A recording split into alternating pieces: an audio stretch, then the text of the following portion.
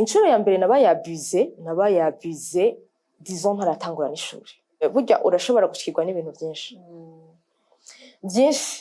bisa bimeze nk'ibisa mugabo hakaba kayimwe wicara hahandi igumi garuka tanguye kunyinza ndamubwira papa tushobora gutaha ngo yangurindira gatoyi. Uyo mugoroba ntangura kubona biriko birahinduka nkabona umengo hariho umuntu ajara muhindura pe nabona yuko mbengo nyine nakantu gakubise arahindutse danko atangura ko insista rero kugira ngo asambanye. Hageze 3 heures ndambwira nti kora ico wipfuza. Nari numva no kwiyahura no munsi wa mbere nashatse kwiyahura. Siren Vibes TV ndabaramukije ndabahaye mwiriwe ikaze kandi mu kiganiro cacu canyu My Journey. Reka ndabasigura gatuma mva ikiganiro cacu kangira kibakaba ari iki wanyu icyumviro canje mugabo intanizi wanyu ntaye ni gwanyu niyo mpamvu kibici wanje kikaba n'iki wanyu. Reka ndabakire kandi kuri umunsi wa mbere tukatwumva ntaye undi muntu nitwozira codes ku bantu batanzi canke ku bantu bashaka kuba babaye bakunzi bacu kuva no munsi niyo mazina nitwa nkunda kwivuga kugira ngo abantu tumenyane abantu barabiganiro byacu natwebwe tumenye ntaguma baraba umuntu batazi ingene yitwa batazi ngo bimeze gute. Anyways nkuko mubizi nkunda kwakira amatemonyage y'abantu harabo turondera harabaturondera nagira mfata kanani nshimire abantu bose harimo n'umutumira buno munsi baturondera kuko si amatemonyage yanyu mose ntituyazi. Uwo turondera nuko tuba tumaze kumva temonyage yiwe havuga reka tumurondere ashoye kuza gushikiriza iyo ntayo ifashe gufasha abantu. Ariko hari n'uwundi abavuga ati bashaka ko batanzi bashaka ko batarumva temonyage yanje mugabo ndumva muri je ko nshaka kuyivuga kugira ngo ishoye gukiza abantu benshi abantu bamenya ati bino bintu birabaho byarambayeho narabibaye mu mugabo narakize ubundi umuntu muzima ubunye harahana navuye n'ahantu nashitse kugira ngo nshoye gushimira Imana. Ariko kandi yamamaza ubukuru bw'Imana bumve ko nubwo ubona umengo wapfuye nubwo ubona umenga indani warapfuye ugenda hariho umunsi Imana kubwira ati ntiharagira suru twengo surubeho suru umuntu muzima. Uyu munsi yanakire ntaye mu mama mwiza cyane yandondeye afite intahe ibabaje abantu benshi bakabaza ngo ibintu bitigeze bidashobora no kubaho ariko kandi byaramubayeko ibaze gufatwa ku nguvu n'umuntu yari kwitwa ati ni wawonda gupoteje wawonda ahubwo avuga ati imfatiye ku mwana ndakwica akaba ari we abirenga ko akaza kwabiza umwana we yivyariye amaraso yiwe. Nukuri n'ibintu ubivuze je deja abimbwiwe abantu bose ntibibaho ivyo ntibishobora kuba ko umuntu w'umuvyeyi wa papa wawe ashobora kurira umwana wiwe. Ni ibintu benshi bavuga nk'imiziro bavuga nk'ibitutsi mugabo urinze wumva bibayeho inozo mu bintu vyabayeho ko kumva araje gushinga intahe kuko turazi ko harande bashobora kuba byarashike mugabo adashobora kuba baronse kuvuze kugira ngo baze kubivuga baze gukiza imitima yabo bakaze n'imitima y'abantu kuko uravuga intahe yawe somehow urakira mu mutima ukaba uri kwarakiza n'abandi abantu bashobora kuba barabibayemo canke n'umuntu bizoba ko nubwo tutamwifurije amenye ko simpera ubuzima bwiwe ntihageze ko apfa akora ko byamubayeko ko benshi bariyahura iyo bibabayeko ugatse sinzo kuja mu bantu bino bintu nkibi byarambaye canke akagenda arapfa muri we ntaba akiri umuntu atwenga ntaba akiri umuntu afise ubuzima kubera ibintu biba byaramubayeko. Kare sivuge menshi ndamwakire abaramutse abibwire hanyuma twumve idonido y'intahe yiwe ukuntu byamubayeko. Ashobora kuba je navuze papa wiwe ariko hari n'abandi ashobora kuba barabimukoreye. Reka tumuhe umwanya aramutse abakunzi bacu hanyuma atuyagire. Umeze neza? Ego cyane meze neza. Hari neza. Siren Vibes. Murakoze cyane. Umvuguwe neza. Namahoro. Ego mwaramutse aho muherereye. Je nitwa Agakiza Florene nkabandi umumama w'abana batatu abakobwa babiri n'umuhungu umwe ndi mariée ku mugabo umwe maze disons 4 ans n'amezi arenga mu rugo ndashima Imana. Hama ikindi kintu naco ndi umumama uyu mwaka watanguye numva umengo hari agaslogan ndiko ndagira ko uyu mwaka ari nayo mpamvu ndi hano kuvuga ngo libere kubohoka kugira ubuhora abandi hama ukayangane kugira ngo ushobore gukayanganira abandi donc libere pour libérer les autres briller pour faire briller les autres ni muri iyo ntumbero donc nafashe ingingo jewe nyene nicaye yuko nosohoka kuko nari mbona yuko biriko biraba byinshi cyane kandi abantu bariko barapfa bapfira indani muri badashobora gusohora intahe zabo do parce que ahiwacu ni tabu ikintu nk'ico kikubaye ko baravuga ati hora ntuvuge ntikazibe ufite ntuja no kwa muganga barakubaza ninde yabikoze nturivuge wenye urumva no yayisanse gutwara kwa muganga ntibikunda mugo urumva bibaye uko abantu usanga bariko barapfa hari abana bariko barapfa numva ntakekeranya yuko hari abantu bariko barabicamo badashaka kubivuga kandi bariyizi niyo mpamvu rero yatumye mvuga nti je ko Imana yangiriye ubuntu nkakira uno musi nkashobora kuba no hagarara ahantu nkavuga nti jewe numva shima Imana ibi bintu byarabaye peut-être Satan yaragomba yuko mpfa yaragomba yuko ntazoba nkiriho muri 2025 peut-être yarabona inyenyeri yanje iri muri jewe akavuga ati uyu mwana kugira ngo biriya bintu ntazabigereho reka ndamwice mu buto bwiwe urumva kuko nico gihengira nashatse kwiyahura mugabo urumva ndiho meze neza narize ndakora narakoze ubukwe hari nabo byashikiye bavuga bati no ushobora kubona umugabo bose ni bamwe oya bose si bamwe ariko ni ikintu Satan ashobora gukoresha kugira ngo nyene akudeklase wenyene ubone yuko atagaciro gifise mugabo birashoboka turaza kubishika ko Florel agakiza twe n'izina gizi umve ko muri no mwangu zaniye agakiza benshi cyane vraiment bashaka ko bariko barabicamwe uyu munsi naragushimira ko warandondeye ego namavuga nti nimba ufite témoignage ubona ko ishobora gukiza abantu turondere kuri 76 711 802 ni numero ya Siren Vibes uyitelefone ko canke uyirondeye ko uritabwa turakwakira tuzoshobora gushikiriza intahe yawe udashobora no kuvuga ngo singene kuboneka udutubwire tuzoyikuvugira ko turagabwira tushobora kubavuga ibintu vyayo reka gatoya nkuko abantu bazi kino kiganiro kenshi mudaguhera mu buto bwawe mu bwana bwawe wavutse mu muryango meze gute kugira ngo bishike aho umuvyeyi wawe agufata ku nguvu mbega wavutse mufitanye imigenderanire myiza mama wohoya mwari abantu muri proche muvugana enfance yari meze gute okay je navutse nkuko abandi bana bose bavuka disons uri umwana w'imfura surtout uri umwana witezwe cyane ba witezwe igishika turabe nyene urabibona turabe imfura yacu kuko n'izina agakiza papa yaravuga ngo nihavuka umukobwa azitwa agakiza nihavuka umuhungu azitwa agakiza donc bivuga ngo peut-être ntiyarazi impamvu ariko ko umuntu agenda arakura agenda arabona rya zina ico rishobora kuba ryosigura hama mvukira mu muryango wa mama papa bankunda bari mariés légalement mugabo j'ai pas eu amahirwe yo gukurana nabo like ngo tubane na papa na mama bari kumwe gushika kuri disons 10 ans kubera urumva problème mon père papa yari afise yuko iyo akojeje alcool mu kanwa yaca amera nk'umuntu umengo yatakaye siwe ivyo rero byaratumye umuryango tuba séparé ukuntu ugasanga rimwe turiko turabana na mama ikindi gihe ugasanga turiko tuba mu mafamiye donc nubwo buryo nagenda kuriramwo donc navukiye mu muryango nkunda abavyeyi banyiteze no papa wumva yara antuka nta kintu yari yumva doshaki hari mu buzima uretse abakobwa biwe ego hama mugabo urumva on a pas eu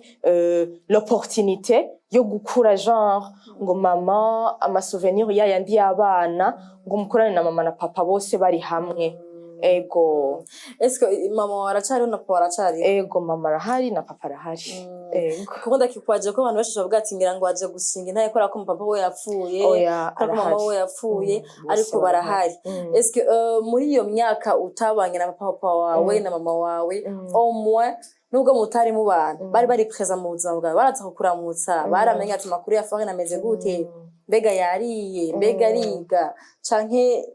babirekeye umuryango waciye ukurira? oya nka mama we twarabanye naho papa atarahari turabana par après nja kuba kwa grand-père donc ba grand-parents maternels mugabo mama elle était là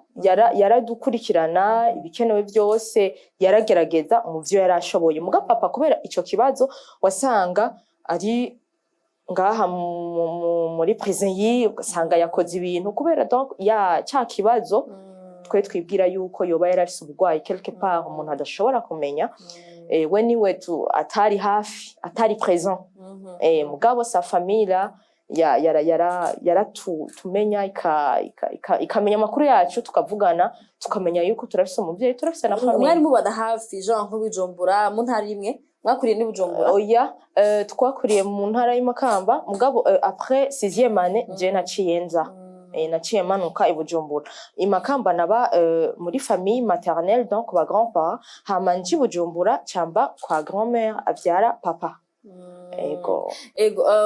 ico gihe papa yabaheye yaba Imakamba yabi Bujumbura ryari ico gihe waba i Bujumbura okay rero mpije 6e naciye manuka i Bujumbura rero nshitse Bujumbura naba kwa grand-mère papa yarafunzwe ari muri prison centrale de Mpimba hahandi nyene ubona peut-être abandi bana bari kumwe na papa babo urabona Jean ngene umwana bari gate ari kumwe na papa ntangura rero kuvuga ngo mana ndagusavye nanje papa nanje aveyo urabibona ukumva nyene hari ya quelque chose qui manque hari ikintu kibuze kugira ngo Jean nawe uronke umuntu ubwira papa ukabona relation y'abana n'abandi ba papa ukumva nawe uri kuravyanvia gushikaho nyene bimbere umutwaro ko papa nkabisengera nkavuga mana ndagusavye papa aveyo nanje basi urumva wamagara papa nshobore kumuhamagara nshobore kumubwira papa nkeneye iki basi apfuma kibura ahari mugabo mubona ego hama ndiga 7e 8e 9e 10e ari nyene mu Mpimba ku Musaga mugana arakunda kuja kumuraba nta some nyahera ntagiye kumuraba naragendayo nkaraba nyene mukavugana tukavugana mu Mpimba baraguha mukavugana nyene ukumva nawe naho yabari hariya aronse nk'akantu nibuka ndiko ndagira reko kuri école française ariwe donc andihira akandihira akamamera ya bus bivuga ngo donc naho yabari kure peut-être nanje sentiment nawe niyo yarafise ati abana banje ibiki ukeneye kwiga ko kuri école française genre ari amakuru y'igifaransa twiga pendant les vacances akavuga ati tora muhere ya bus pour 2 semaines urumva rero ugacuvuga ati ubwo buzima ndakeneye kububamwe genre ahari apana ko ndamusanga ari derrière les barreaux ego ndiko ndagerageza kwiyumvira est-ce que mwari mufitanye relation imeze gute ugerageje kwibuka ama souvenir mwari mufitanye relation ri père fille canke des fois igihe ubona akurabana ayandi maso arengera kuba wowe uri umukobwa wiwe en tout cas iminsi namubonye c'était vraiment un papa formidable kuko n'igihe yaba yagize yaborewe genre canke yahuye n'ikindi kibazo yavuga ses filles mes filles kandi naho yaba atari Makamba ari nk'Ibujumbura iyo atanguye kuvuga ivyo no yavuga ati mu mpamahera naho yataba yafise nje kuraba abana banje byumva bisigura ngo vraiment il tenait trop à ses filles ego ugerageje rero gusubiza amasima tugiye kuri partie igoye uze kwihangana oya ni bon ni ryari watanguye kuba abusé warungana gute wabaye abusé par ton père nyene incuro ya mbere kuko je muri témoignage wampaye ya résumé warambye ko tu étais abusé par abantu benshi c'est pas wenyene incuro ya mbere uba abusé hari ryari wafashe ku nguvu nande yari papa wawe nyene yari musaza wawe yari nawe tuvuga ngo umuntu upfa mugabo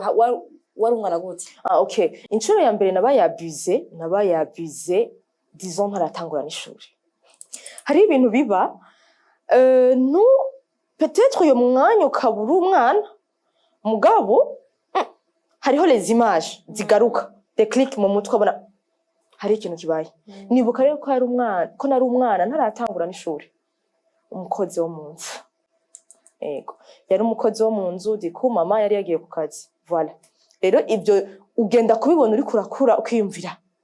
iyi sanamu ibi bintu nibiki. Niwe muntu yatanguye kunyabiza. Ego hanyuma maze guca ubwenge byabaye ungana gute? Maze guca ubwenge donc birabaye kuko urumva ukiri umwana nta vy'ubutaro hari igikomere bigusigira. Oya nta gikomere ibyo ayo ni ibintu bigaruka. Biza bazi ukuze uvuga ati uyu nyenza kuba nibuka n'isura yiyo basi no mwitwari. Mugabo umaze gukuraho urabibona ko umuntu abigukoreye ku nguvu, agufashe ku nguvu, amuvyaje ubuyibona. Wari ungana gute ico gihe? Bon, nari kuko deja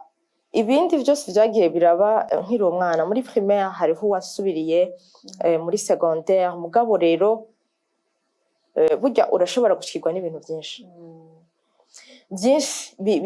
bimeze nk'ibisa, mugabo hakaba kayimwe wicara hahandi iguma igaruka. Urumva ukumva oya basi peut-être ujya nutahura, mugabo hakagera ahandi ukumva yayindi usanga vraiment ari kayimarka ta vie. Urumva hamwe iyo bije arico kintu kica kiza direct naco. En fait j'étais en 3e année secondaire niyo ya boucle, donc ya boucle ama biose yambaye ko niyo ya papa. Ego c'était entre ça, moins de 18 ans donc. Avant yuko tuja kuri iyo kaya ya papa wawe ari jambo uvuze ngo hari ibintu bikubako ukumva umengo abantu bari bafise droit yo kubikora. Bisigura ngo baragufasha ku nguvu tellement que usigara wumva umengo ni ibintu bisanzwe kuba bo bigukorera. Mva barabikorewe n'umukozi ariko muri primaire muri secondaire. Ego en fait uraraba ukavuga ati OK none nk'uyu ko ari we yarajejwe kumproteja, mugabo naho ari we yarajejwe guproteja ntagaruka kuba papa wawe kandi ntagaruka kuba mama wawe. Wowe urashobora gutolera ati peut-être sindi umwana wiwe. OK, peut-être oya nikizira kikaba kihari, ugasanga iyo bandi umwana we ntavyo ari gukora wowe ukiha ivyo ukagerageza kuvyitahuza même si c'est tabou. Ivyo bintu naho yo bikora ati nta muntu n'umubibwira. No ntuvuga nimba ugwara umugera, nimba ugwara ibigwara biragusha, nta n'umubibwira kuko urumva uyo ngajeje ho guproteja. Iyo ari wabikoze urabwira ndi papa ko atarahari, umva wabwira ndi niho handi. Urumva nari ahantu mvuga nti yo Seigneur ndagusavye papa, urumva wamengo ndafise ibintu byinshi byo kumubwira. Ego umva wamengo ndafise ibintu byinshi papa kubera ko utaruhari, kubera ko ibi byanshikiye. Urumva c'était ça. Urumva niho donc wihati peut-être ni kubera papa afunzwe, tu vois, peut-être ni kubera twebwe abavyeyi bacu bimeze uko. Wewe ukiha donc ukiha nyene ama justificatif ama raison adashobotse ubwo ushobore kuvyumvisha kubera uri vulnerable muri uyo mwanya. Nico gituma en fait mvuga nti ego niyo mpamvu mvuga nti hari igihe rero hazi ikindi mvuga ati OK je meurs ndapfuye. Ico gihe rero bishika ko papa wawe vyagenze gute? Yari yamaze kuva mu mpimba. Urumva ko 3e niga mpejeje turindiriye les résultats 3e trimestre. Chambona telefone mpamagaye, allo ni papa. Papa ni sawa, barandekuye ubu nyene ntushobora kwibaza umunezero nagize. Nije muntu wa mbere yabibwiye ntushobora kwibaza. Bon en tout cas wamengo nyene ni juru nyene ego ririmukiye muhira. Hewe acarashika nyene muhira, narumva nyene ndyohewe turi kumwe na papa mukajana nko kuri alimentation agurira kantu malgré yuko yaba genre ata bintu birenze, mugalo fait yuko mwumva kumubona araho avuga ati wambwiye mba rero genre nanje hagera umwanya nanje mvuge ndamubwire. Urumva bikiri muri ya misi ya mbere nibuka ko rero umunsi umwe yarambwiye ngo tujanye mu mpimba kuraba abo twasize donc abo yasizeyo juste nyene jewe nawe uri umwana uvuga ati wow kumva tujana na papa wumva nyene ari ibintu biri impeccable wumva nyene en fait wumva nyene ayo mama yoba menshi akagwira kubera donc ivyo bintu wari ubirindiranye igishika warabisengeye ufise ibintu byinshi byo kumubwira naho ndashaka kumubwira umunsi umwe warumva nyene turagenda ku Musaga tuvuyeyo turaca ahantu muri quartier imwe aricara arangurira ifanta pochette turanywa hamatangura rero kunywa inzoga tanguye kunywa inzoga ndamubwira papa turashobora gutaha ngo yangura inzira gatoyi arasubira kujya wambwiye ngo wigeze kumbaza ikibazo ngo ntiwari bwamubone ikindi gihe akurabisha ayandi maso uyo mugoroba ntangura kubona biriko birahinduka genre umuntu arashaka kumubona urabona ca gicapo nari niteze ya matante yanje ntangura kubona umengo umuntu hari ukuntu bampinduriye papa urumva mari umaze kuva mu mpimba twari twavuyeyo twicaye ahantu genre ibintu nk'ibyo hewe ndabwira dutahe diku acara ahagurukana n'icupa rya Amstel ndambwiye none papa dutahe acara nkatisha mu yindi quartier ba cagenda aransuka kwa Amstel uku nyene ngomba kwiruka yaramaze oya ntiyanywa vraiment nyinshi zo zirinda zigira yarafise nyene umutwe muto nibaza ko yarafise n'ikibazo agaca nsuka kwa Amstel aranka yuko dutaha nyene n'ingufu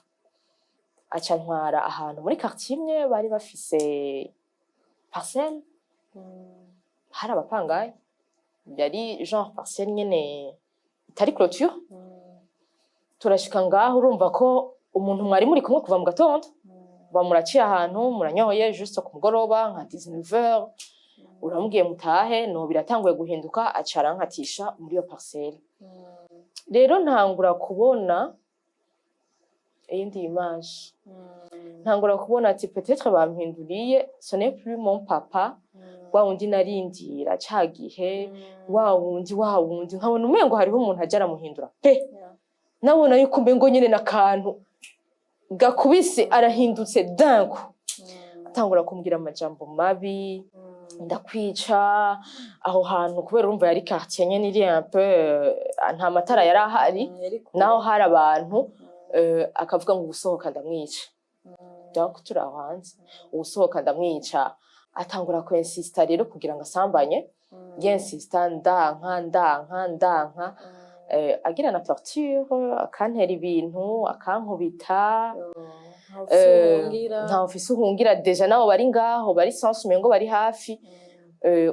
antiko umuntu yanyoye ntavuga yongorera aravuga nyene aho usohoka ndamwica umva fata nko guhera 20h 20h 21h 22h 23h 1h 2h 3h uri muri torture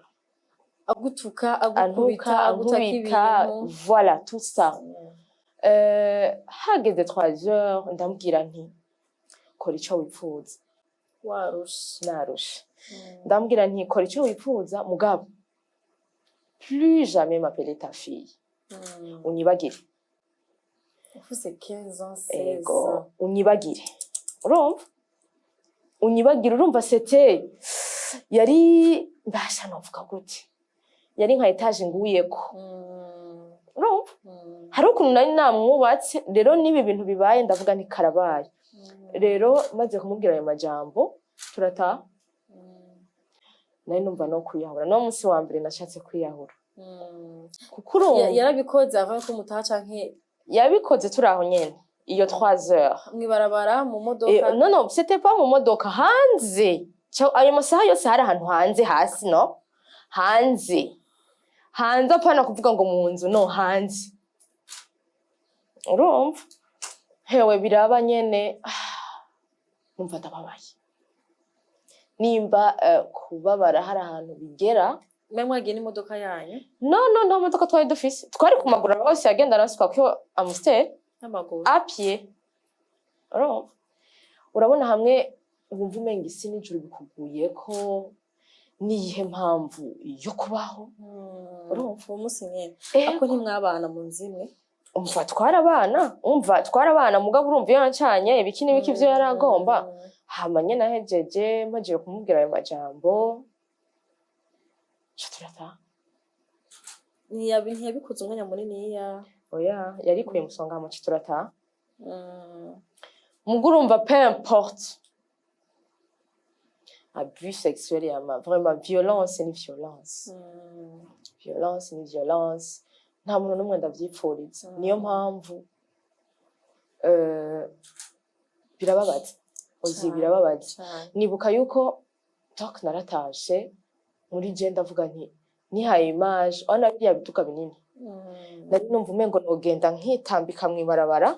kikaza kikangonga ife nitermine kuko navuga nti niyihe mpamvu yo kubaho niyihe mpamvu yo kubaho si abo umuntu yarazi yuko umuntu wizeye yamana yahitamwe kugira ngo umuceko ariwe wo kuguproteja ikintu cyose ari imana ya kabiri kuri iyi si ariwe agukomerekeje uravuga ni kihe kindi gisigaye diku turataha. ntiwagiye kuvuga ko ari ikintu yari yarapanze kuva kera? Byabaye nta n'ukwezi disons kwari guheza avuye muri ubwo buroko nta kwezi kwari guheza. Kurumva ntivuga ngo inzoga zamukoresheje nimba yarashoboye ubwenge bwo gutwara aho hantu. Nico gituma kenshi hari igihe abantu bavuga ngo inzoga zogera ku bindi bintu.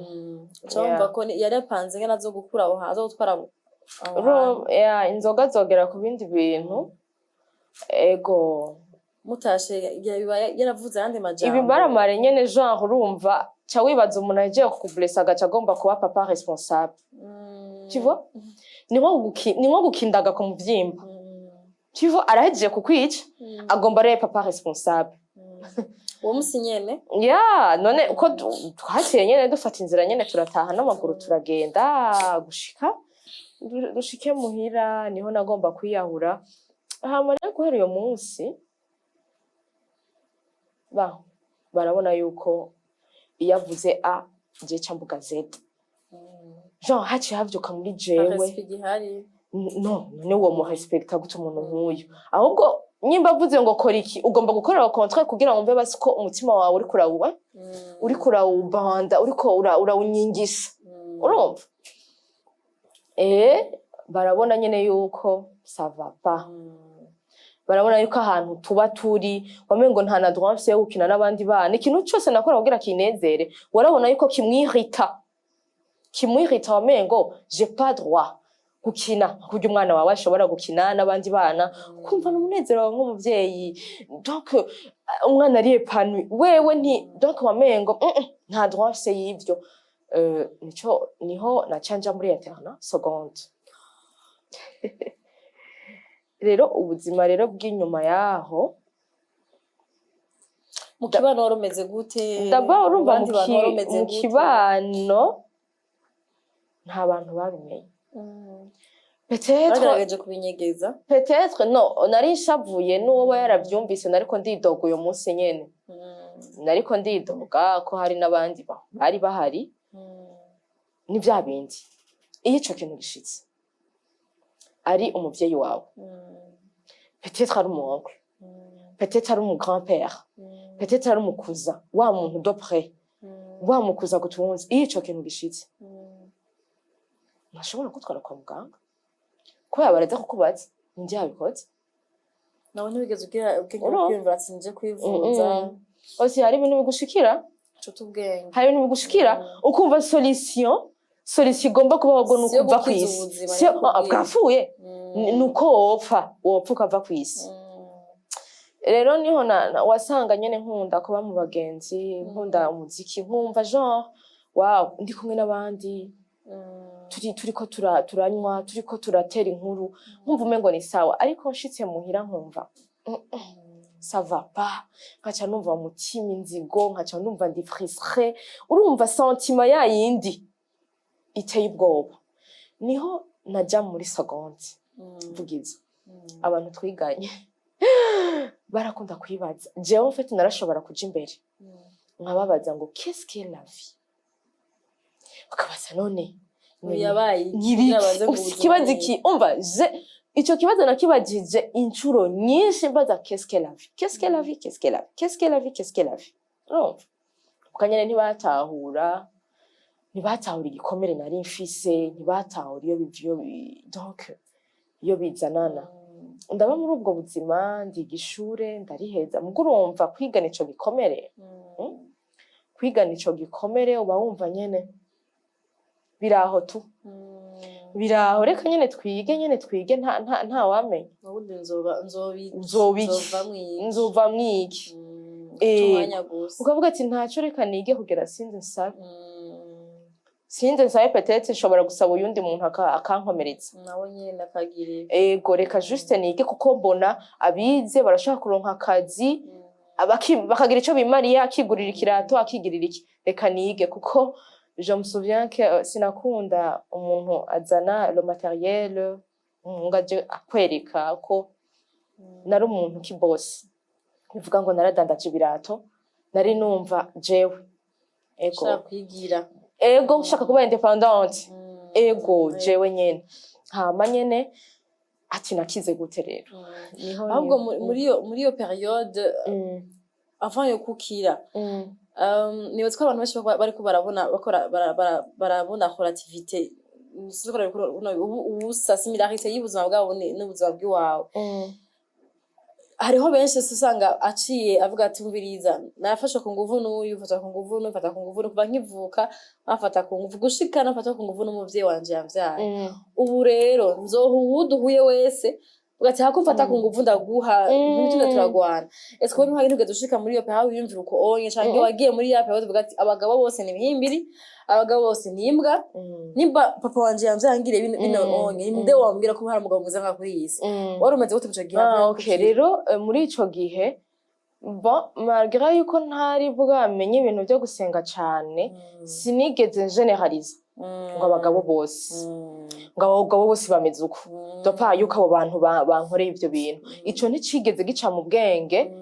Naguma nibaza yuko ati uyu nimba yarakoze amakosa yiwe nayakore biheranwe.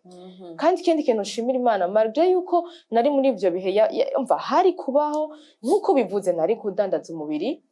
nari kuja mu bw'ivyo vyose ntivyabaye. Naravuga nti wewe ni bon, tuvuze turi muri relation ça va, nivyo mugabo kuvuga ngo kubera ngo barya ngo ngende ngo ngaha ngo barayinyatse reka rero nanje nje ngaho kwibarabara uciye oya. Malgré yuko ivyo vyabaye, sinzi nyene ni Imana, nta buhinga na bumwe ni Imana. Ni hamwe rero wacu usanga uko kuntu wigombera kuba mu bagenzi, uko kuntu donc uba wumva hari ahantu uri wumva utanezererewe, abantu baca batangura kukujija, kukujija wewe baraguha etikete. Ujya mu mukobwa agendana n'abahungu, bakiha ibintu byinshi, kanya ukabara yaba waruzi ntuburi kuvuga uko. Donc bivuge ngo iyo umuntu akomeretse hariho ibintu ucamo utociyemwo, abantu nabo bakaza bakagucira imanza, rega bakagucira imanza, mugabo atamwe ashaka kukwegera kubaza ati none wewe kubera iki bimeze uko, kubera iki iyo uri mu bandi mbona umenga ari huriye panui, kubera iki tivo atwara utuntu na manifesta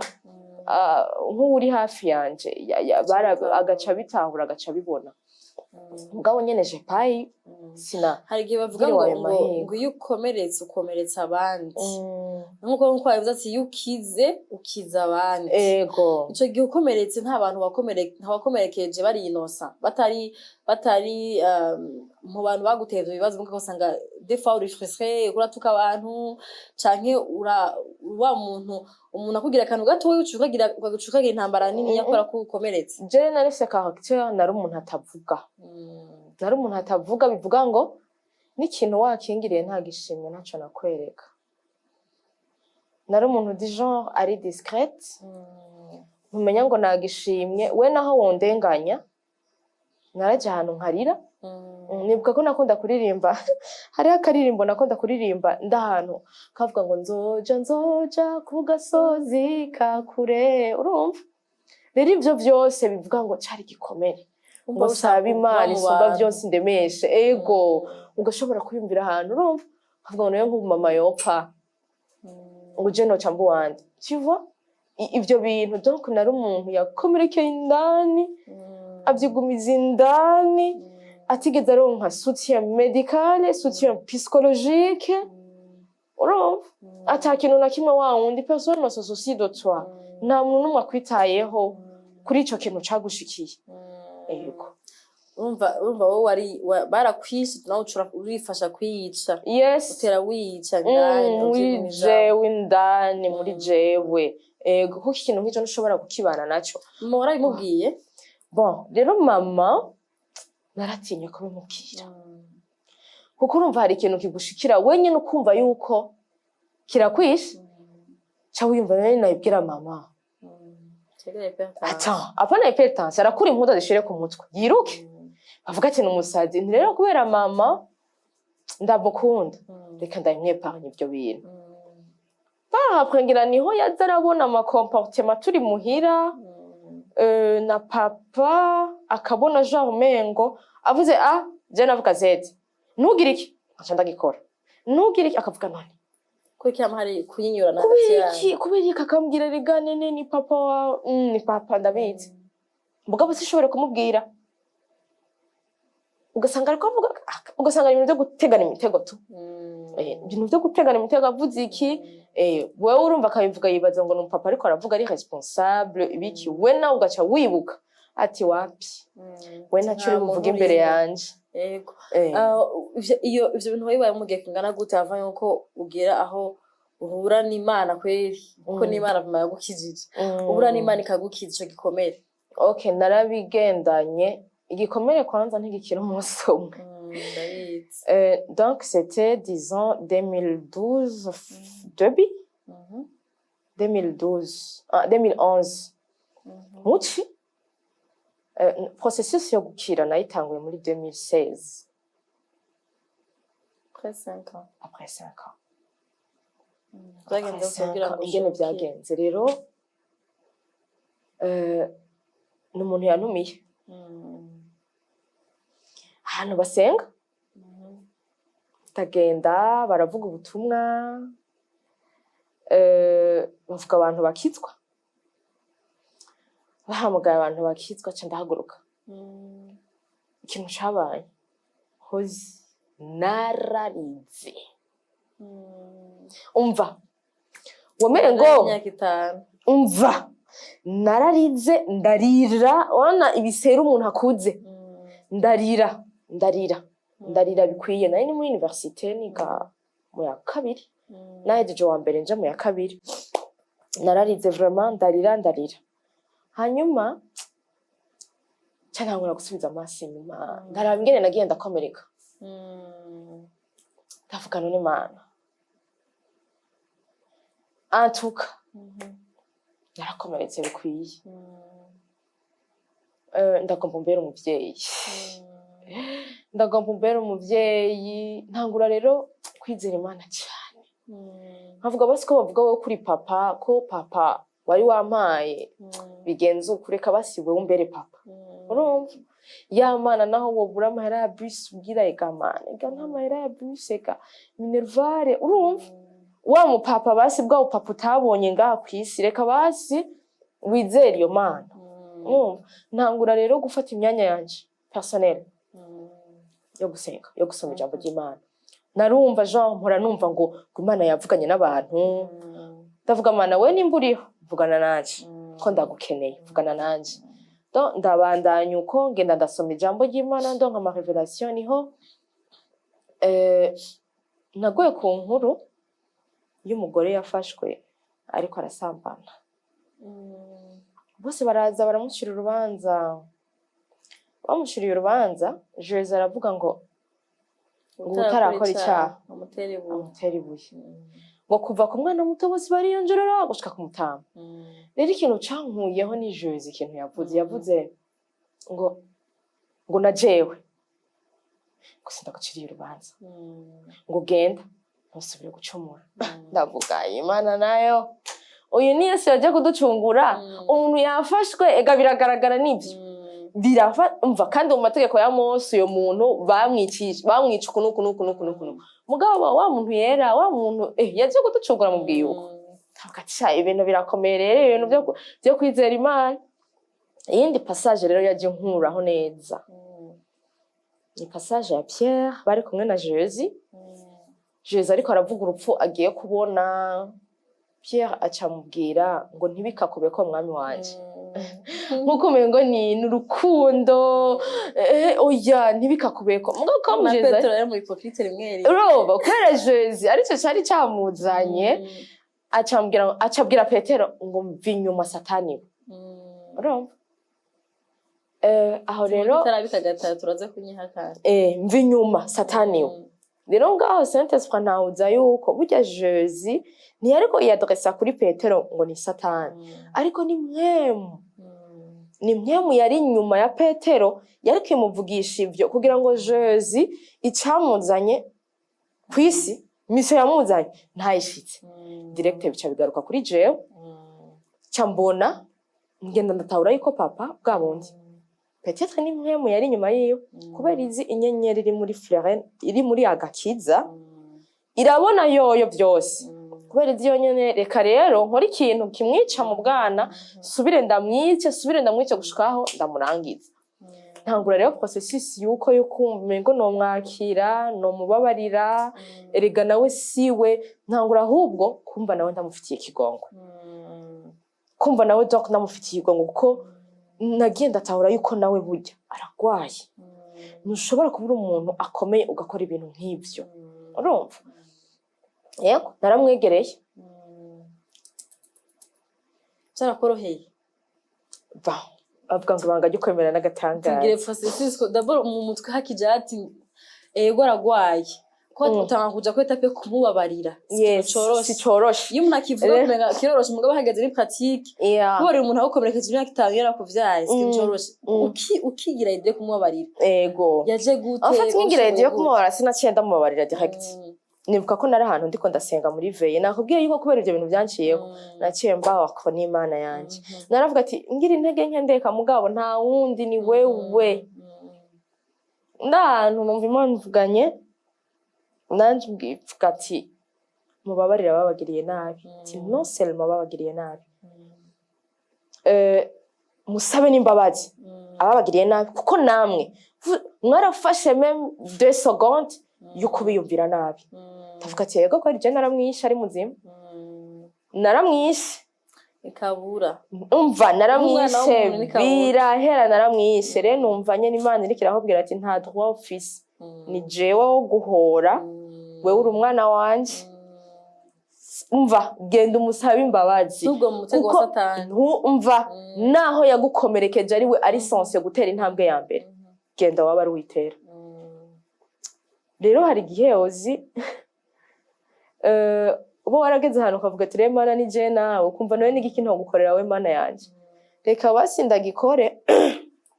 peut-être ngiri inzira irashika des fois ni sacrifice ni sacrifice uhariye n'Imana nkayona Kati mari nuko abantu maje ntavyo nkora ni sacrifice kuko nibuka ngikizwa hari ukuntu nyene navuga ngo none nikihe kintu Imana yombwira gukora sindagikore nari fite imishatsi miremire igira ngaho cyandisha nayo nk'ubu yombwira nkati imishatsi no ikata cyanja muri salon dimoshe nimenyereze iyo Mana niki yombwira hama renda duka ndaduga ndambwira ni twari turi kumwe mu barabara turiko turagenda turi babiri ndambwira ni papa jewe nagomba ndakubabarire ku bintu byose wankoreye nabi pour ne pas entrer en détail ngo ahava harira nagomba ndakubabarire kandi ndakubabariye hama nanje mbabarire rero ivyo bintu byo gusaba imbabazi iyo ari umuntu yakugiriye nabi ugiye gusaba imbabazi ntabiha agaciro ntiyigeze abiha agaciro mugabo jewe narumva umengo ni itegeko ni itegeko kubikora nk'umwana w'Imana ni itegeko kuko Imana nakurikiye hariho ibintu yego numva nyene nomubabarira yigize reaction imeze gute comme si rien n'était indi yagira nyene bejo ko it's like okay ngira nta na okay nkuko umengo ahubwo nta nivyo yumvise afite ni vya bindi bica bigarukana vy'umengo vyo hava bigukomeretsa muga kubera ubuzi wagutumye kubera ubuzi wa target uriko gukora aravuga ntoke ega nshobora gupfa ku muryango w'ijuru Imana ikambwira ati wowe impamvu nababare pawa tinone ku ubuzima ari bugufi urumva antuka narabaye ahantu vraiment niga hari ahantu naragize urugendo niyo Mana kugira ngo nshike kuri iyo etape yo kumva ni kiba ari ikintu gisanzwe mugabo j'essayé kandi Imana yaranshoboje ariko warumvise muri wowe kuba libéré ugize amahoro ko ego byo gusembaza no kuyatanga bizana amahoro ego changement muri wewe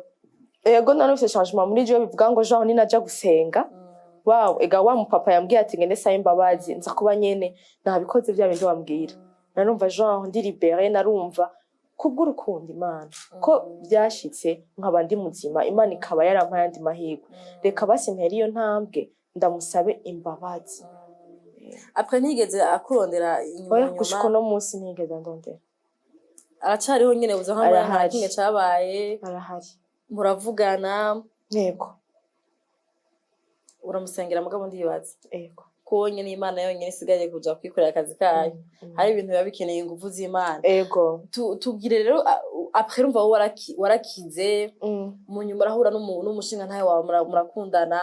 est-ce que hari igihe ukundana n'umuhungu yumva ivyo bintu vyarakubayeko akavuga ati reka twara hari yanyu yumje kundemeka ingorane zindi sinzogushobora ko razo muri kurariruka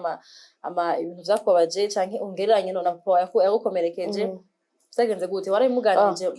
rero muku sinigeze mvuga ngo sizogira mariage to hama icya kabiri naravuga nti jewe umuntu tuzobana nzomubwiza ukuri ibintu byose byambayeko mu ntango ndamubwiza ukuri niyo yumva yonyakirana ivyo bintu umugabo azoba ari uyu yari condition muri jewe nigiriye inama abasi bose mwasohokanye urabibabwira sinabibabwira kuko mfite hari umuntu ushobora gusohokana ukabona ati uyu nyene biraho nta proje mubwo urumva hageze nawe urabibona hari umuntu ushobora kuza ababwira ati jewe rero ibintu bimeze uko jewe bimeze uku proje zanje nizi eske wumva gute nawe mbwira ingene umeze eske umpeshe mine narabibonye bro narabibonye hama nyene ofe wameze uriko namuhaye amahirwe ati reka dushemine turabe ca ndamubwira ati nawe peut-être yarambwiye son passé nanje ati ndafise ndakubwira ndabimubwira ufite yari yo condition cari cyo kimenyetso nari numva wasavye Imana nego wagize neza kumubwira kare kurumva utemubwira kare ukavyumva mu mavyo yasubira gutera ikibazo ntigera abigutera nk'igikomere nta kintu nose no nta musi Imana imuhezagira hata umubwiye kugira uje gutanga kino kintu batwa muhano uje kuja gutanga kino kiganiro go yarakubwira ati je t'encourage genda kiza abandi kugira buri agakiza en fait ubwa mbere rero ingene ibi bintu byaje nari muri groupe y'aba mama mbona témoignage y'umwana w'umukobwa arungitse avuga yuko mama wiwe afunzwe papa barana papa wiwe ari wari mukuru ase n'abandi batoya biwe arungikiye iyo témoignage avuga ngo ubaho bigeze papa atanguye kunsaba ngo turyamane kandi aratanguye no donc ntakindihira minervale donc aratanguye kumpriva ibintu mfise ko droit hewe iyo témoignage ndayibonye iyo Rose numva bikoza ahantu ndavuga Seigneur kubera ko abantu babandanya bapfa urumva nyene bica binzana mu mutwaro rero fardo ndumva muri jewe Seigneur est-ce que je peux pas faire quelque chose nta kintu nokora kugira basifasha abo bandi je ko nakomeretse ngakira nkababarira nkakira nkiga ngaheza nkagira mariage nkaronka abana Seigneur ega nanje ndashobora kugukorera muri ubwo buryo kugira ngo uyo wundi muntu ariko arapfa ashobore ejo gutahura hama umva nari jenyene ngaho umuntu wa mbere nabibajije yari umugabo hewe ndabimubwiye ngo wow kuvyo bintu ninde yabikubwiye ndabwira nta numwe mvuga ni jewe nyene ngo c'est bon ngo vas-y ngo ni namo ndi hafi tuzojana muri studio yaratese hewe nubwa kabiri ati mugabo uri sûr yuko nzoja kuri sur les réseaux bizozunguruka kandi ni video izoguma ko est-ce que uri sûr ko ni bon ngo genda ngo vas-y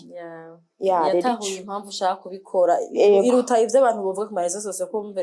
baza kuvuga mugabo ntabura umuntu umwe canke babiri en fait nanje nivyo navuga ego uretse n'ivyo hariho umuryango wagutse wariyumviye eske papa wanje aracariho niratangiye témoignage après toi kumari papa ntazobibona agakomereka canke avuga ati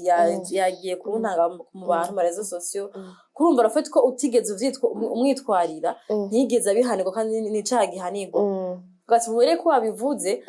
amateka arashaka gukora agasanga baramwitwariye arahanwe ko twama tuvuga ati burya iyo udenosheje umuntu agufashe ku nguvu ubuva ntiwayifashije wowe wenyine ufashije n'abandi bantu bashaka kubikorera ko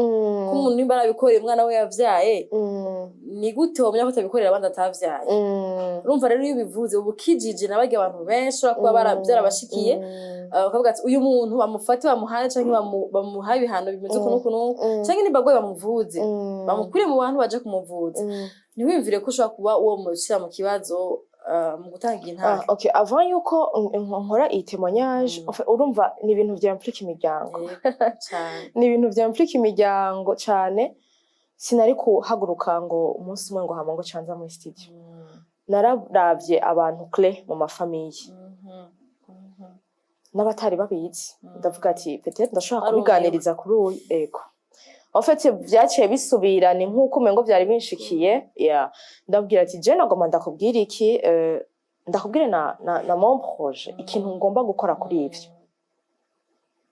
yego ntije umutima wanje ubundi ntabwo ari wo kumugirira nabi oya ni juste twishire mu kibanza c'abandi ba mama abana babo bariko baca muri ivyo bintu bariko baparvena abana babo gufashwa kubera bafite ntibashobora kubivuga peut-être hazoba umwana umwe canke umuntu egaro n'abagore bari mu ngo Share gose byashikiye hari agashobora gukora akantu ugasanga yibutse biriyo ugasanga umugabo we ntavyazi urumva hariho abantu bariko baratwara abagabo b'abandi abakobwa kubera kavuga ati je narakomeretse je m'enfu muga yumvise umuntu yabivuze avuga ati none we byagenze gute naho no hoba umuntu umwe umuntu akamufasha ndumva genre ico nukuri ndumva umengo nta mwenda no bamfise rero ndabashira muri iyo ba yuko sukuregana niyumvira mwebwe n'ivyo waje ko niyumvira je n'abantu ngira nkizi ego rero des fois rero mu buzima hariho mu bintu vy'Imana certes biradusaba sacrifice kwitanga wumve ngo kuja sur les réseaux ntabwo ari umunyenga uvuga ibintu nk'ibi ntabwo hariho ngira abaca bavuga ngo hari abavuga ngo murondera ama views ntabwo ari umunyenga ntabwo biryoshe kumva yuko umwana wanje niyakura akwije 18 ans azokumvira igihe ntakavyumva no ntibiryoshe abantu bumve ngo ni sacrifice umuntu akoze reka ndagufashe je namanga ku marezo sosio umunsi umwe nzofata my journey abe ariyo gutanga ama feedback y'abantu baraba kino kiganiro ko hari abashira mu commentaire kuri YouTube mugahera n'abadusanga inbox akaza akavuga à quel point ikiganiro cyamufashije ugasanga umuntu anditse paragraphe rungana kuko urabonanye ko ibintu yafatiye umwanya yakiravye kiramukora ko biraha ko yihangana aranditse abo bantu rero muvuga ko turondera ama views ni bon ntaco muze mubivuga ngo je mba nziko iyi témoignage y'umuntu hari abantu bibishange batatu bari mu bucanke badatari mu Burundi iza gukura mu magogo bari barimwo y'umutima cyane y'umutima burya umuntu wabona umuntu yapfuye mu mirwa ntabona wapfuye mu mutima wapfuye mu mutima ni yuko yica abandi agenda atwaye n'abandi rero wumve ko umuntu aje gutanga témoignage y'ubuzima bwiwe ngaha anye nyamva namanda bashimira kandi nkabashimira cyane muba mwahevye muba mwisize ngene yandanje ko abantu bashaka kubajuja kubavuga amajambo menshi ukore ko wagize ibi kutagiye kumutwarira mu gipolisi projet yo kumutwara ngo afungwe niyo gukiza abantu baza kumva témoignage yiwanje nta n'uwo yavuze amazina yaza kuba ashaka kumukwegera ngo bamufunge akavuga amazina yiwe mugabo yaje gutanga témoignage yiwe kugira ashobore gukiza abandi bantu benshi rero abantu bagumuze kumfasha kumushimira cyane gose nze muramfasha no kumushimira abantu batanga ibintu kino kiganiro uko mwaje gutanga témoignage yiwe ngaha anye mwumve ngo abayishize ku isahane ngo abantu bamujuje bamuvuga uko yishakiye ejo aje ku kazi yarafashe ku nguvu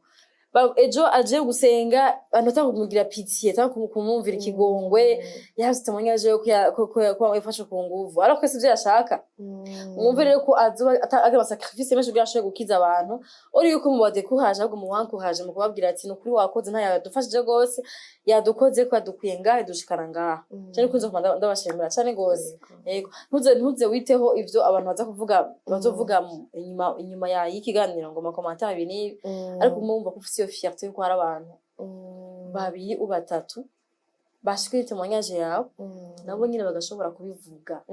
ega niko gukira kwa mbere gukira kwa mbere no kubisohora akavuga ati baje narafashwa ku nguvu na musaza wanje narafashwa ku nguvu na sokuru wanje umutamo ya kamera ndo yarafashwa ku mwana w'imyaka 4 voilà byarabaye biba kenshi nafashwa ku nguvu n'umuvyeyi wanje je mama wanje hari abashaka mama ukasa mama none mutwaye mama wanje yarantanze bafate ku nguvu ivyo bintu bigira ukura bivuga uba uremuriye umutima wawe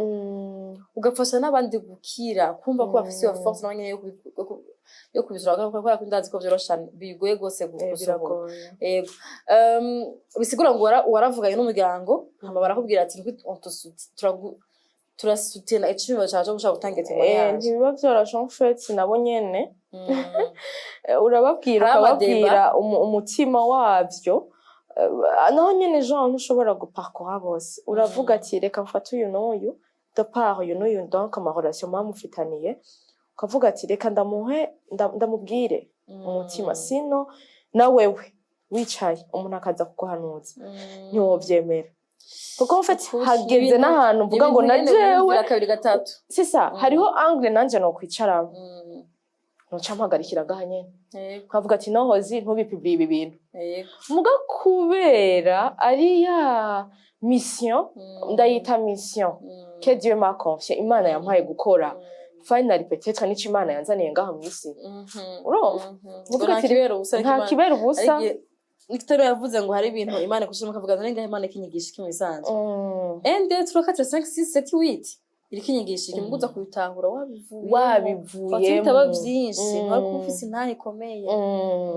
rero nkavuga nti rero iyi ni mission y'Imana yampaye ni nkuko nabandi mu murima w'Imana je fais ce que Dieu veut et non je byo ngomba aho inyungu zanje cashira part kubandi ngaha inyungu zanje shira part umva amastigmatisation naka uzobuze ko wicaye muri bus hacaza umuntu akuraba tiwe narakubonye hano ivyo bintu byose aga nyene biragoye na témoignage ni nkuri sanzwe yakubabaje bisanzwe hari gihe tabushaka nka je simbashaka ko abantu babimenya ko rakumva bacarimvira ibigongo ariko bamvira ibigongo bacaba banteye kubabara babanyumvisha ko ibintu byo ntigera byakwa ko barabaje sangusuye kuri abushasha rero urumva nukuri Imana gwezagire cyane nibaza ko nkuko bivuze ko ari mission hari abantu bashaka kuvuga ati tushaka kurondera Florine kugira ngo basi kora ko yabiciyemwo wewe ngira ngo yo twebwe ntiyo tujuja canke niyo amarira yacu yatahura ushaka kubaha kugura umuryango kabaha nimero yawe kubwira ashaka kurondera akavuga ati je ndakeneye ko just umugutwe gusa nubwo utari umuhinga no mu psychologue no muganga mugabo umugutwe gusa unyumvirize hanyuma umfashe gusenga byonyene ego fa antuka nyene niyo na but yo kubona ndi ngaha ni abo bantu ko naje ntavyoba uretse Imana yakugiriye ubuntu ntushaka kugenda kubibwira uyundi muntu muga iyo ari umuntu yabiciyemo ukumva nawe waraciyemo ibintu nk'ivyo urumva biroroshe cyane ko mubwira ivyo wawe donc c'est pour dire abo bantu barahari jewe dans mon fort intérieur numva ntakekeranye ko bahari nukuri hari ivyizigiro vraiment no sikuvuga ngo ucupfa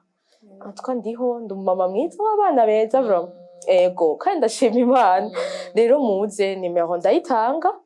dufashanye n'aba psychologue babafashe abaganga sur tous les points kugira ngo mukire muba abantu bahambaye Donc ni nk'uko je mfashe ico satani yakoresheje kugira inyice abandi bashobore kugikirirako kidugireko. Ego nimero zanje ni 61 390 284 61 390 284. Ego tuzoshira ama commentaire kugira ngo zimwe ziri hejuru abantu bakeneye kurondera bakurondere. Hari umuntu ashobora kuvuga ati shaka kugushimira ndaguhe n'agafana pourquoi pas. Hari abantu je ndazi ko abantu bacu badukurikirana bavuga ati je uyu muntu ntayiwe ndarize ndazi nk'abantu baza kwimviza ko bararira. Nanje nahatswe kuvuga nkako nihangana mugabo abifuza kugushigikira nabo nyene mu buryo ntawomenya bashobora guca kuri iyo numero bakakurondera bashobora kugira ati iyi ni merci yanje kuba warahagurutse d'abord yo kuba warashuye gukira ukaba uriko urakiza n'abandi bantu. Rero reka ndaguha umwanya niba hari ijambo ushaka kubwira abantu surtout babiciyemwo pas seulement wafashe kuvuna pawo canke na muri famille. Umuntu wese ashobora kuba yaragize ico kimuco gufatwa ku nguvu ni bake bakira vyoroshe. Nashaka kugire ico babwiye hanyuma umugwi wa kabiri utange message kubakora abantu babikora. Abantu babikora ba pervers babumva bafata ku nguvu abantu. Hari abantu bavuga ngo mbe gusingiza iheze gufata ku nguvu ugasanga ni ibintu bikorwa vyirepeta bisigura ngo hari abantu babikora kandi babigize umugenzo. Nashaka rero abantu bahe message uko ari babiri. Okay, reka nangore ntange message ku bantu byashikiye bishobora kuba byashikiye ejo haheze ukwapa nuko numva ndabakunda numva nobahobera nkumva nobahobera hama nkumva umutima wanje n'amatwi yanje uriteguriye kubumviritsa no gufashanya namwe. Target nimwe tugomba gukira kuko urumva udakize ukomeretsa abandi kandi haracyari ibyizigiro birashobora kugushikira ukiga ugaheza canke ugakora business igakunda. Hariho n'abagabo Imana yateguye bacu pas besoin yuko tubihisha no. Abo bantu barahari apana kuvuga ngo kubera byashikiye ngo sinzopfa ndongowe. Ico ni kinyoma. Birakunda byose mu ndondere tuvugane nukuri. Nubitera inkuru ibitera inkuru bigenda biratakaza agaciro tubisuzugura ibintu byadushikiye twereke satani yuko burya ntaco wakoze. Rero turahagurutse nka armée kugira ngo dufashe ahubwo abandi. Ego nukuri nditeguye cyane kandi bizonezera naho ba après 5 ans. Wow, hari umuntu ashinze navuga ngo kubera intaya naka nanje byaramfashije ndakira ubu nari nafashe decision mbi ariko narasubiye ku murongo. Nico nukuri Imana yoshimagizwa ahiri. Message ya kabiri ku bantu babikora biyumve ko nabo bagwaye naho bashobora kubikora. Uyo muntu kubera gutinya ntabivuge wumve ngo uragwaye rero mu bantu kandi tuzofasha nabo barimo. Amategeko ntituzoyabuza gukora mugabo kandi amategeko harahagarukira. Mutwemerere namwe muturondere kugira nabo tubafashe kuko urumva kugenda mu gasho ngo upfungwe 25 ans urava usubiye muri societe ubwo muri danger. Rero birarengeye emprisonnement physique. Nabo nyene turagomba kubafasha ko turabakunda n'abavyeyi bacu n'abankule bacu n'abakuza bacu nabo bazobyara kugira ngo namwe abana banyu kugira ngo iyo mizi tuyice kugira ngo namwe abana banyu bakingigwe kuko ndisiyo naho mubikorera abandi ku bana banyu byo bakomeretsa kandi Imana irabakunda kandi namwe haracyari byitsikiro. Merci. Ngize shadapfuye. Cyane nukuri ngenda gushimire cyane nagushimiye kuva mu ntango ndagushimiye cyane. Shibira n'umuntu yaguhaye nimero zanje d'ailleurs. Umuntu yaguhaye nimero zanje n'umugenzi wawe niwe wanje kutuvugisha ubwa mbere. Nawe sinandamuzi namumenye kubera gacuti. Ego. Donc iyo chaîne yose yatumye ushobora kunshikira ugashobora kuza gutanga témoignage yawe turabashimiye cyane gose aho muri Imana ibahezagire cyane Imana ibahezagire cyane gose uri intwarikazi wumve ko hari benshi ndazunda gushimira nkoresheje ujya benshi mu gushimira nukuri Imana ibahezagire kurindi kuzigame irinda abana bawe cyane gose irinda umugabo wawe nawe nyine n'intwara hari Imana ibadanye muhezagira hanyuma dusengere ku muvyeyi wawe nawe nyine ashoboye gukira ntazabone gehinomu basi aze ave muri iyi si ashoboye gutunganya n'Imana ishoboye kumwabarira mama wawe nawe hano nyine Imana imukomeze ko ndazi ko ntiyabonigana nawe azorira aho azoba ari kurumva umuvyeyi gumara umuvyeyi Imana imukomeze namuvukara bose Imana bakomeze cyane gose hanyuma mubandanye mu florissa mwabashige mukuru yaragushimiye cyane dushimira abantu baturavye batwumvirije abantu baravye intahe surtout abantu mwagize ama commentaire muri ko muratanga amavi yanyu Imana ibahezagire cyane gose nawe nimba ufite temanya ushaka gutanga itemanyaje yawe ni yiwawe nawe uzoyivugira